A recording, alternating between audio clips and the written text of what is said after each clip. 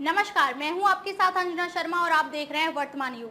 तो आइए शुरुआत करते हैं आज की खास खबर से। धरती के आखिरी छोर पर भी तिरंगा। भारतीय नौसेना की 2 वीरांगनाओं की उपलब्धि बेमिसाल। जानिए सब कुछ।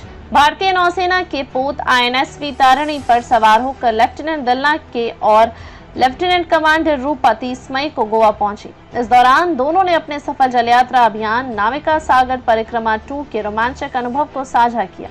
उन्होंने बताया कि इस यात्रा के दौरान हमें रास्ते में आए तूफान के चलते मुश्किलों का सामना करना पड़ा। इसके बावजूद भी हमने पॉइंट नीमो पर जाकर तिरंगा फहराने का फैसला किया और हम अपने इस दृढ़ संकल्प को पूरा करने में सफल भी हुए। लेफ्टिनेंट कमांडर दलना के ने बताया कि यह हमारे लिए बहुत ही गर्व और खुशी का पल था जब हम पॉइंट नीमो पर भारतीय तिरंगा और नौसेना का झंडा फहरा सके। वहां पहुंचने के लिए हमें बहुत मुश्किलों का सामना करना पड़ा क्योंकि उसी रास्ते में एक तूफान आ रहा था।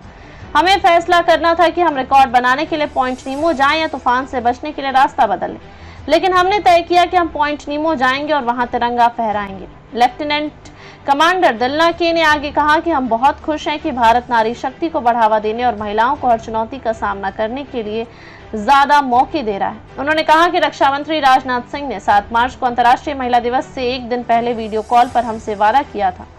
उन्होंने कहा था कि वह हमारी वापसी पर झंडा फहराने आएंगे। कल उन्होंने हमें बताया कि मैंने अपना वादा पूरा किया है। मैं बहुत खुश हूं और गर्व महसूस कर रही हूं कि रक्षा मंत्री खुद आए, तारिणी पर झंडा फहराया। यह हमारे लिए बहुत ही सम्मान की बात थी। लेफ्टिनेंट रूपा आगे बताती हैं कि हमें इस यात्रा को पूरा करने में 8 महीने लगे। इन 8 महीनों में हमने बहुत कुछ सीखने और जीवन बदलने वाला अनुभव किया। यह एक ऐसी यात्रा थी जो हमेशा याद रहेगी। हमने कई मुश्किलों का सामना किया लेकिन बहुत अच्छे पल भी बिताए।